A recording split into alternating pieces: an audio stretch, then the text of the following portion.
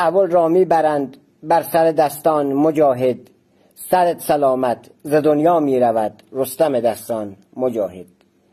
شهادت مظلومانه شیران ایزه را به تمام آزادی خواهان جهان من جمله مردم ایران و قوم بزرگ لر علل خصوص ایل جلیل بختیاری و همچنین طایفه کورکور به ویژه سردار دربند مجاهد کورکور تبریک و تسلیت عرض می نمایم.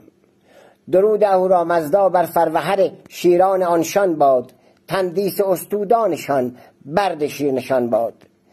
بالاخره پس از 2 سال و اندی مجاهدت، شبیخون، تعقیب و گریز، نهایتاً در یک نبرد نابرابر با شجاعتی 100 برابر، شیران شب و پلنگان روز ایستاده رفتند به جنگ و نماندند به ننگ. و چه زیبا گفت اول مردم غیرت نشون بدین، شلوغش کنین، این ننگ آخونده به کرنا و بوغش کنین. و چه زیباتر گفت دی فایده نداره ایران خدا حافظ، ز دست شیخ و ملا و آخوند رافض. روحشان شاد، یادشان زنده باد.